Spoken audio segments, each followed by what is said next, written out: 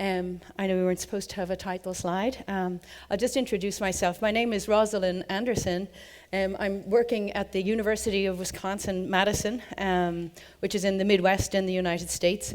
And I'm in the Department of Medicine there. And I wear several hats, but the things that I most loved about my job and the privilege of working in academia is the research that I conduct.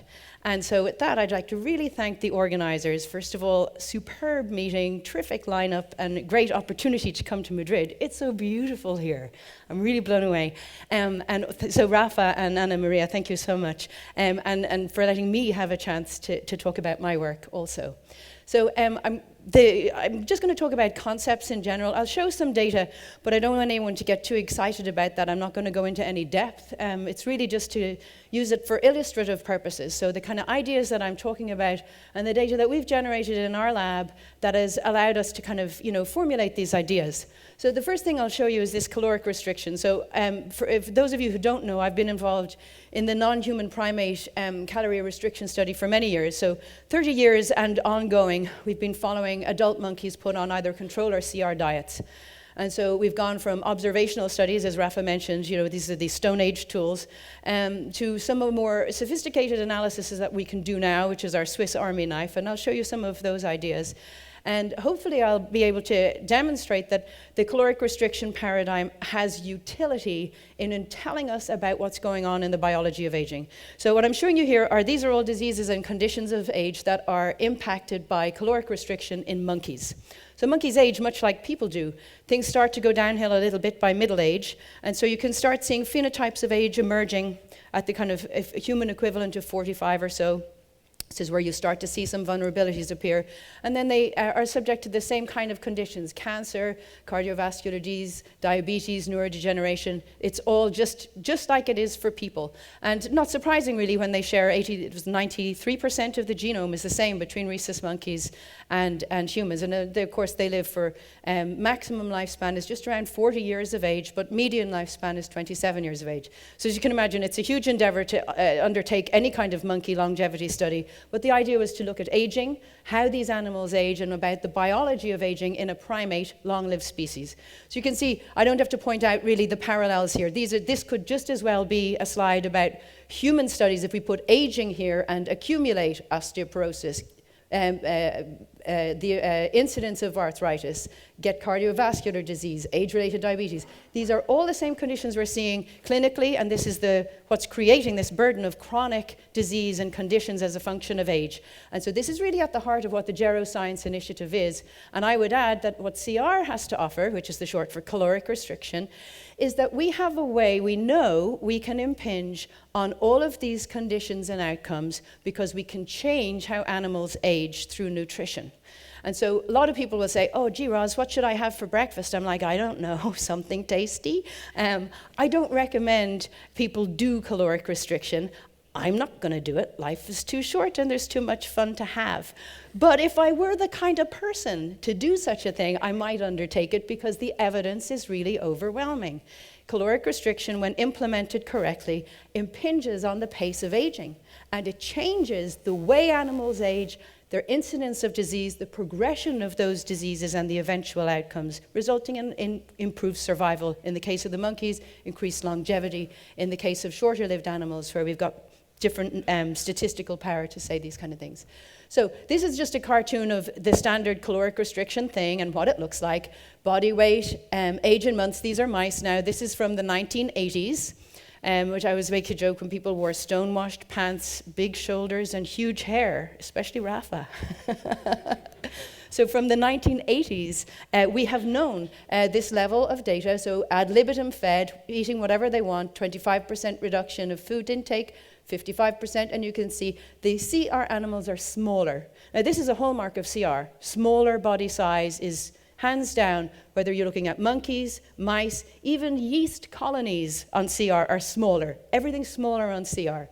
So this is not surprising. Eat less, weigh less. This is where it comes into being interesting. This is percent survival. Everybody's alive, everybody's dead. ad libitum, 25 and 55% restriction.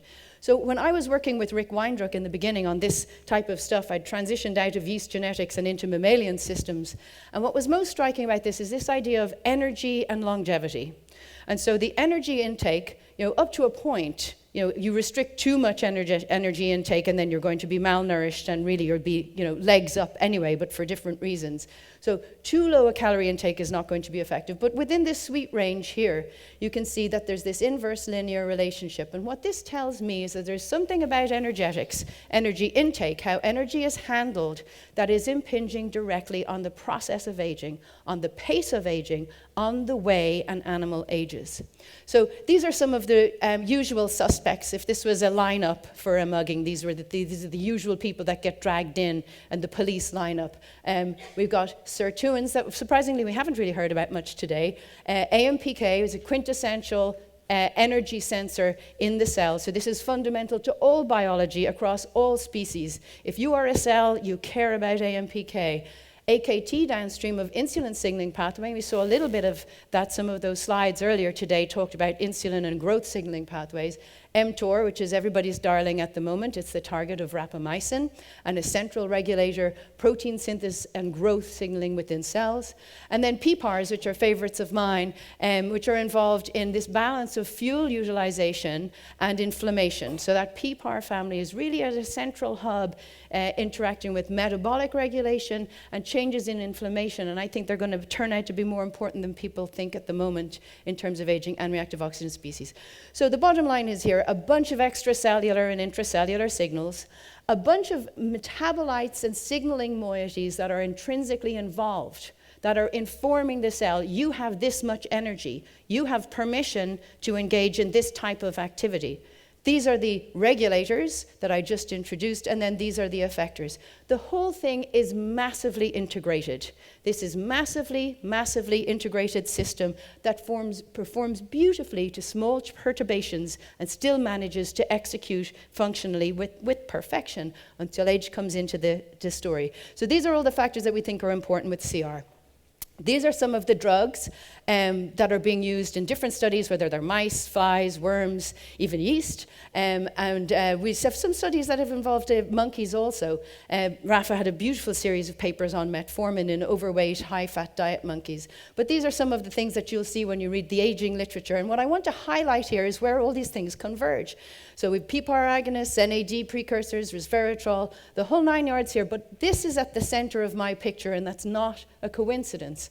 I think it's like all roads lead to Rome. I think that all of these pathways ultimately impinge on mitochondria and that they're critically important in cellular function, adaptation, and plasticity. So that's one of the concepts that I really want to address in this next little tiny piece of the talk, which is energy-directed networks.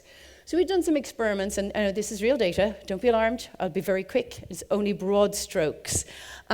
What we'd done was we took 8 different tissues in mice and asked, from mice that were on either control or CR diets, was there anything in common across tissues? We all know all tissues have different functions. They all perform differently. They all respond differently to age. They have their own signatures of aging. But is there something that happens with caloric restriction that's the same across all of them? And the answer is yes. So we did pathway analysis of transcriptional profiles, and that's just basically a way of looking at the molecular level to see what's going on. And what's going on with CR is this change in mitochondrial pathways. So this is mitochondrial electron transport, or oxidative phosphorylation for those of you who are interested. Mitochondrial metabolism here, this is redox and intermediary metabolism, but it's mitochondrial associated.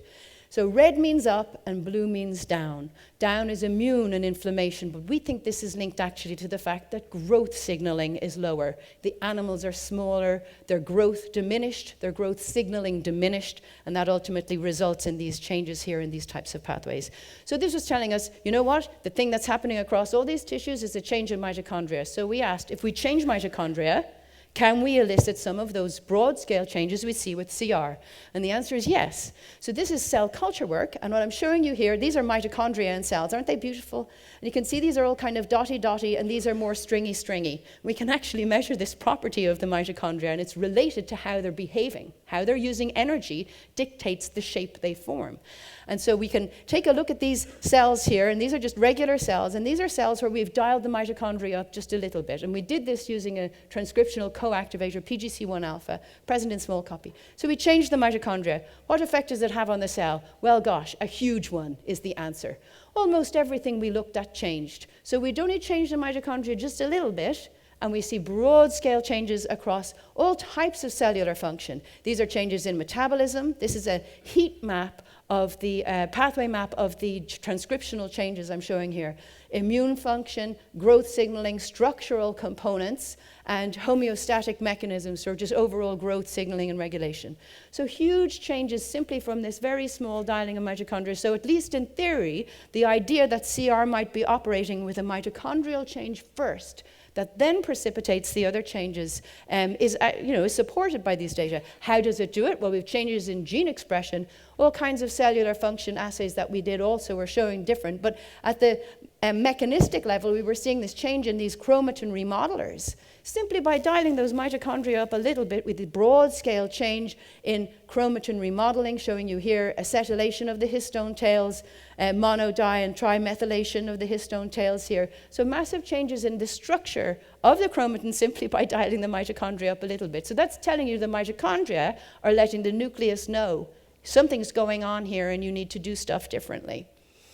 We also looked across a whole heterogeneous population of mice because, looking at something in the culture dish, the cells are in a dish, the dish is in a gorgeous media of luxurious nature, they're growing in the wrong oxygen concentration, but everything's all primed for growth. How real is that then when you get to a whole organism?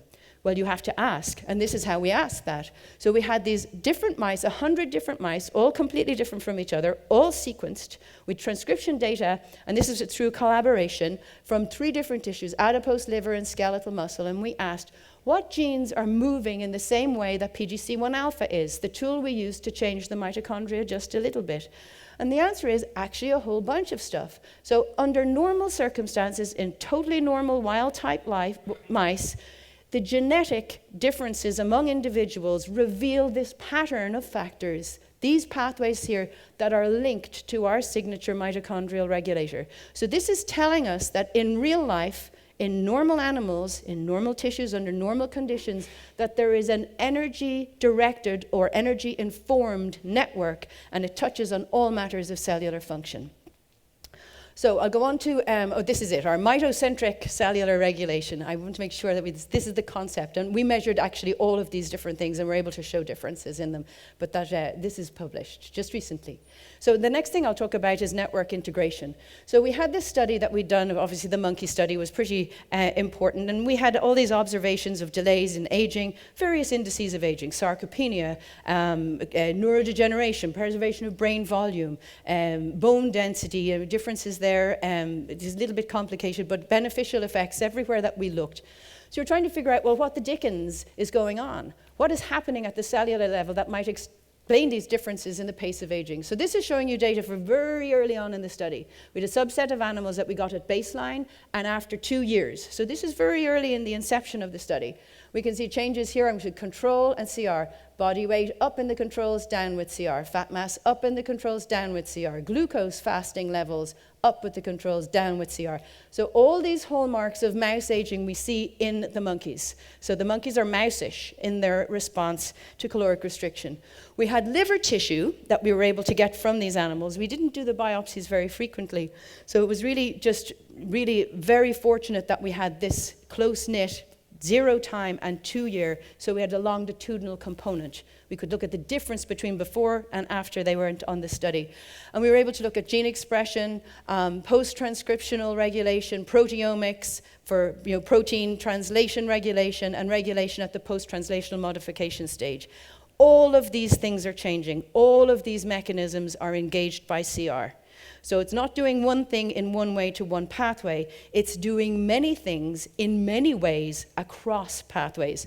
So the question is then, how do we handle this type of data? How do we integrate it? How do we understand how these parts fit together? So one of the things we did was this massive regression. which is, this is 20,000 molecules regressed against each other to look for patterns of things that are linked to each other. And this is looking at the control animals going, or the CR animals going from baseline to year 2.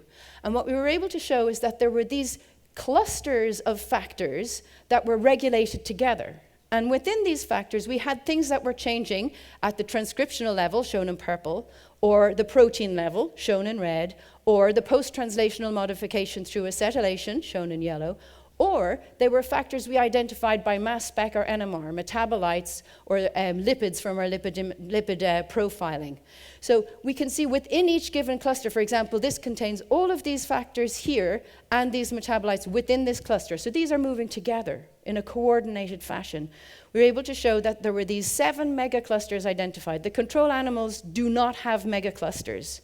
They do not transition in megaclusters, and in fact, when you look at the transition from 0 to 2 years in the controls, they have 94 mini clusters, puny clusters. So this is just showing you the intrinsic biology of factors that are connected to each other under normal circumstances versus what's happening when you start the CR program. You have a coordinated change that's happening in modules of connected networks. So another way we looked at some of these data, I'm just showing you here, the proteomics data, was to apply machine learning.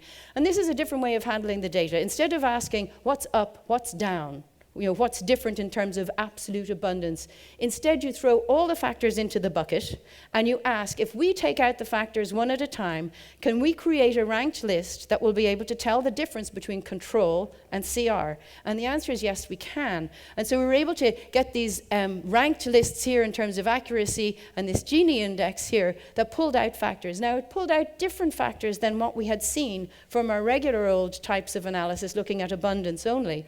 And then we were able to see how connected all these factors were. And it turned out that it was surprising in a way that some of these networks weren't as connected as we thought they might be until we put them all together, which is what I'm showing you here. So this is the response to CR across these different regulatory mechanisms. Regulated at the gene level, regulated at the protein level, regulated by post-translational modification, and they form this huge network across metabolism, fatty acid metabolism, branched chain metabolism, detoxification, we're in livers after all, carbon and sugar metabolism, and then this RNA processing. So the point I'm trying to get across here is that different mechanisms are brought to bear across a suite of different pathways, and that the whole process is massively integrated. So that in order to understand this biology, we really need to go after networks. So this is the last piece. How am I doing for time? Oh, that's very roomy, which is good. So I'm just going to show two little stories here about how we're trying to think about understanding how the body as a whole is working. So, obviously, when you try and do analysis in cells, they're a nice homogeneous population, they're all the same, and we know there's heterogeneity, and we know that genetically identical cells do not behave identically. But once you start getting into a whole animal, things get very, very complicated. All the tissues have different cell types within them. Adipose tissue is not a bag of adipocytes. There's stromovascular cells, immune cells, inflammatory cells, adipocytes, and precursor cells. So all of those cell types together communicate to form the function of the tissue as a whole. And all those cells are talking to each other non-stop. So there's this communication between cell types within all of these tissues. Not only that, we have communication among tissues. The tissues are telling each other what's going on. What's happening here? Have we been fed? Did we need to run for the bus? Very simple. Are we riddled with anxiety, or are we in love, an energetically pleasurable state? So all of these things are being communicated, not just in the tissues and between cells there, but among tissues also. So we started trying to see if we could get a bit of insight into what might be going on, particularly in caloric restriction, where we know all the tissues are behaving differently compared to controls. And so one of the things we look for are these microRNAs. So these are small molecules of non-coding RNA, and what they do is that they regulate the ability of other RNAs to do their job. So it's a secondary way of coming in post-transcriptional to change whether or not transcripts will actually be able to end up in the end zone, which is as functional proteins. So these microRNAs are found in circulation. So tissues release these, And then they go around and tell other tissues what to do. So they act locally at the tissue where they're generated, but they also act remotely across other tissues. And they change with caloric restriction. So we identified a whole suite of RNA species in circulation, and we compared controls to CRs, and we got nice separation with this principal component analysis. And you can see that most of the microRNAs are not changing, this nice sea green color here, but you can see there's a suite of them that are actually changing quite dramatically. And of these, we had identified 34. It turns out that several of these actually track back to those hallmarks I showed you of caloric restriction, the hallmarks of lower body weight, the hallmarks of lower adiposity, the hallmark of insulin sensitivity. And one of the factors actually correlated with all three biometric outcomes. These, when you look at the factors that are tracking with our hallmarks of aging, these are the target pathways that they are most likely to be impacting. And this brings us straight back to insulin IGF signaling, which was the longevity pathway first associated in genetic studies of aging in worms, in flies, and in yeast, and also confirmed in mouse. So it's very interesting that by taking a completely unbiased approach, looking for signaling molecules in circulation that coordinate homeostatic networks, we ended up back with insulin IGF, one of the best established longevity pathways to date. The other little story I'm going to tell you is about a recent paper we have in revision at the moment, looking at sarcopenia in muscles. And I'm not going to go into the details here, but we had longitudinal measures over the course of the 30 years of the study. And this is showing you, this is males only, one of our cohorts, and you can see that there's a change. This is upper leg lean mass in years now, obviously in decades, or 20, 25, 30 years. And you can see this is the curve of the control animals, and just like people, you gain muscle mass up to a certain point, and then you start losing it. The old use it or lose it routine. But you do start losing it, and the controls lose at a much steeper rate, as you can see here as they get into older age. The CRs, which are in this sea green color here, you can see a very steady all the way out to almost 20 years of age. So they preserve their muscle mass for longer. And then the slope of decline is also reduced. We can see here, this is looking at estimated muscle mass as a percent of peak, significantly retained, and in the upper leg specifically. We can correlate these ideas then against metabolic cost of movement and then against insulin sensitivity. And what we can show is differences in the relationship between these parameters for controls and CRs, arguing that the CR animals are different. They're different metabolically, they're different in their pace of aging, and they're different in how metabolism relates to changes as a function of age. And then this is just a last data piece here to show you. We decided we'd try and see if we could find to integrate across all these parameters that we'd measured. We've got body weight, adiposity, estimated muscle mass, we've got physical activity, and we've got metabolic cost of movement, we've got glucoregulatory parameters, fasting glucose, fasting insulin, and insulin sensitivity. How do these things all fit together? So we first did a principal component analysis, and you can see the restricted are quite separated from the controls. That was quite nice. What does it mean? Who the heck knows? We just know they're different. So then we do this multifactorial analysis, and now we can actually consider measures in groups of items that are related to each other and ask how do they connect to each other. What space in this analysis space here, who moves together with whom? And what we can show is, for example, here, insulin sensitivity tracks with this retention of leg mass, of upper leg mass. That kind of makes sense when you think primates have very big muscles, huge glucose disposal in the skeletal muscle of primates, more so than in mice with their itty-bitty legs, right? Primates have much bigger muscle composition, and it's a much bigger component in glucose disposal, postprandial glucose disposal. The activity matched with overall body muscle retention. Body fat obviously would track with percent body fat measured by different indices here. And what was interesting to us was that basal insulin and basal glucose tracked with the metabolic cost of movement. So not all of these relationships were intuitive, and we were only able to start integrating them because we had collected so many measures within the same animals. So I'm just going to wind up here by going through some of the concepts that I've shown you, those data and what I think they mean, and what questions I think certainly my lab will be asking, but I'd like to encourage other people to consider in their research programs in terms of looking at aging and how things are connected or become disconnected as a function of age. So can we use molecular profiling to develop these systems that are testable and scalable? So like the multiple factorial analysis I showed you, what factors are moving together?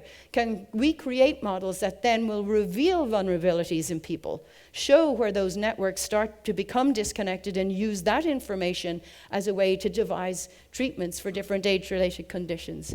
How are CR's mechanisms engaged? And this goes beyond aging, and it goes beyond the mechanisms of CR. It speaks to fundamental biology and the nature of how complex systems communicate with each other and how they interact.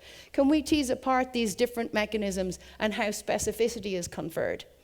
How is it possible that all these tiny, minute moving parts are so exquisitely put together on demand in response to this change of nutrient or energy intake?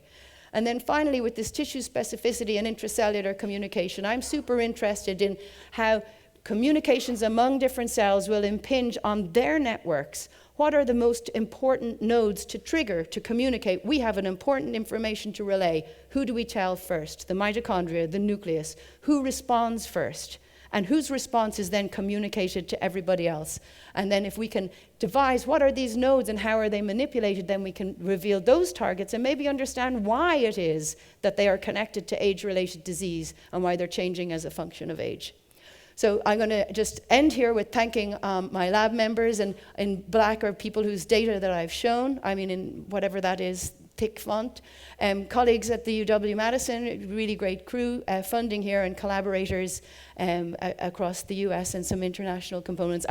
Hoping to grow my network. I'd love to have some more Euro friends to work with us on our monkey parts. So I'd encourage you to get in touch if you've got ideas for that kind of work. And then these are the people in lab who do all the work. So thank you very much.